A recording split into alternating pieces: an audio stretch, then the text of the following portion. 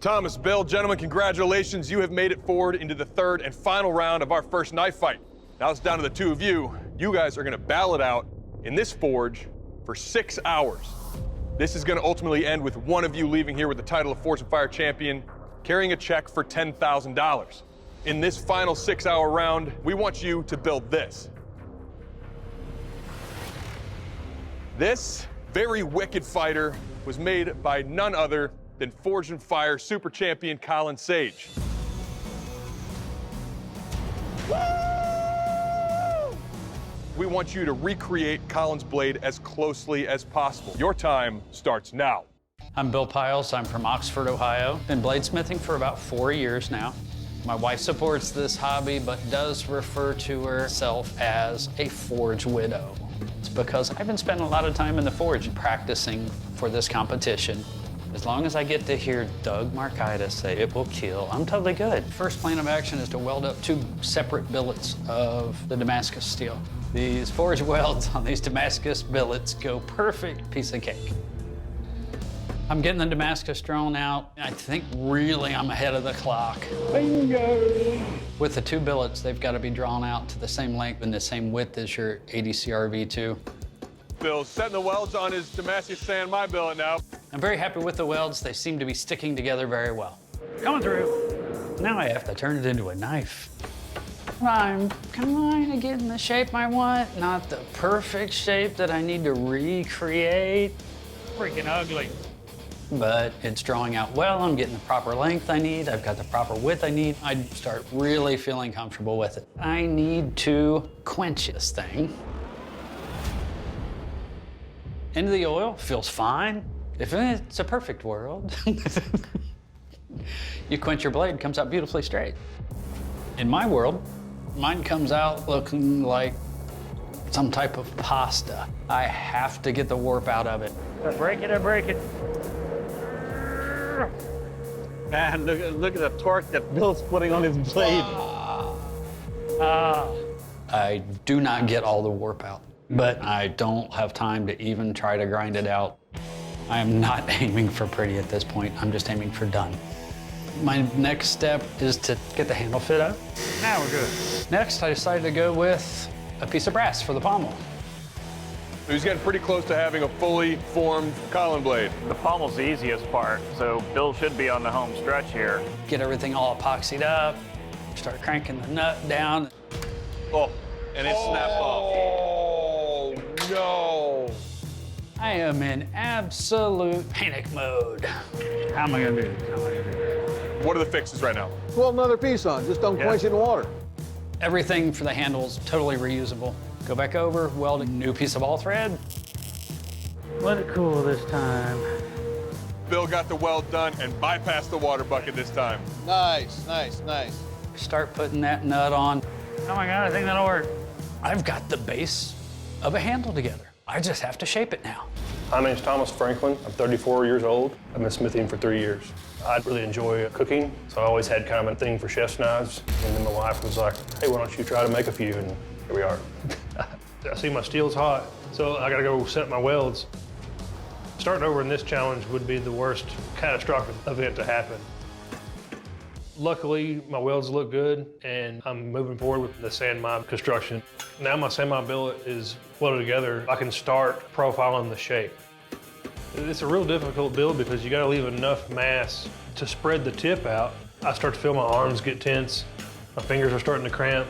I've never worked so hard on a blade before in my life. But he's got to get more aggressive on Big Blue. You got to let that hammer do the work. Just go pedal to the metal, bud.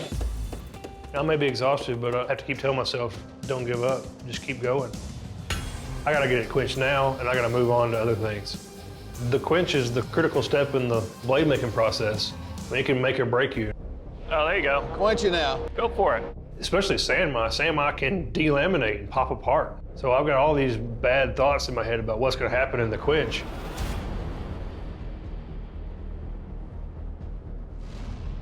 I pulled out of the oil and everything looks straight. I don't see anything critical going wrong. It's just a great feeling of relief that I can move on to the next step. Thomas is drilling a hole now in that handle material. I don't know exactly what he chose, but there's plenty of woods that'll hold up to almost anything you can throw at him with a handle. So the clock's ticking. I don't have a sharpened edge on this blade, and I still don't even have the handle on. I chose a block on micarta because it's durable. You can't crack it. You gotta be kidding me. But now it's taking me forever to broach this hole out. Things just aren't going my way. Well, 15 minutes left on the clock. Thomas still has to fully assemble his blade, get his pommel attached, and then get an edge on his blade and shape the handle. This is panic time. Finally get it fit close enough to put the pommel on. 5 minutes left, gentlemen. Oh, Run, run, run, run, run. holy cow. This is not looking good for Thomas. I run into the grinder and start putting on a cutting edge. Everything's going crazy, time's flying by. I know I've got to sharpen my dagger too. I'm worried I'm not going to finish in time. 5, 4, 3, 2, 1. Bladesmiths, turn off your machine. This round of the knife fight is over. At the end of the day, it's done. It's not pretty, but it's done.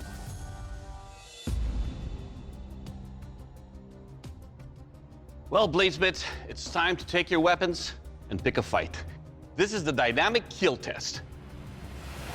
To find out how lethal and how well constructed your weapons are, I'm gonna take your weapons and deliver some slashes and thrusts on this ballistics dummy and kendo sticks. Bill, you're up first. You ready? I guess I have to be. All right, let's do this. I'm really nervous about how things are gonna test out.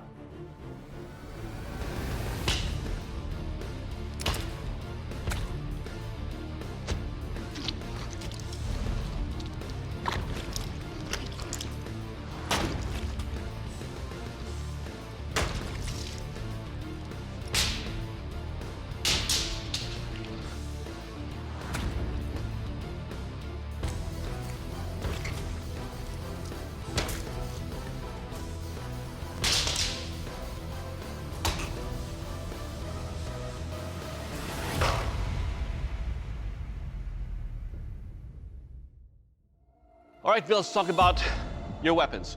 First up, let's talk about your push dagger right here. I really like it. The handle you have is just the right size so that I can wrap my hand around it. And when I'm thrusting and slashing, it is a sharp blade because it thrusts nicely and easily onto this ballistics dummy. There's no nicks, no rolls on your edges. Good job. Now let's talk about your beast here. This is a heavy weapon. Having your handle have no contours over here, it was really hard to control this beast when I'm swinging with it. It's a great chopper, but every time I'm pulling back, this thing just wants to leave my hand. But overall, sir, your weapon, it will kill. Thank you. Thomas, your turn. So you ready? Might as well be. Let's do this. I'm relieved that it's over, but I really just wish I had more time or made some changes along the way. I'm hoping that it holds.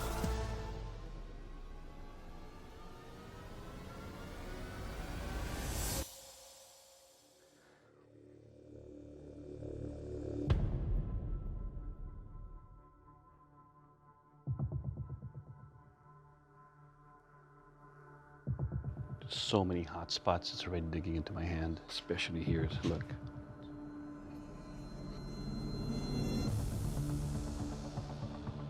Right, Thomas. Your handle is so unfinished, it's very hard to hold on to.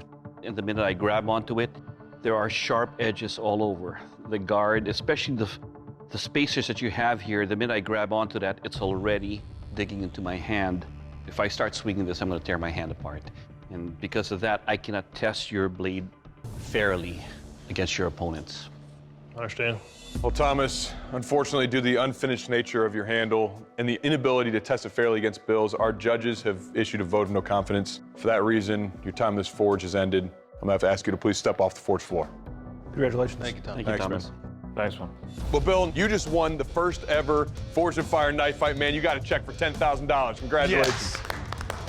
Holy crap. I just won Forged in Fire. I can't believe it. How you feeling? Hate to win this way, but it's great. Dream come true. I had a blast, even though it was one of the most stressful things I've ever done. Would I do it again? Maybe.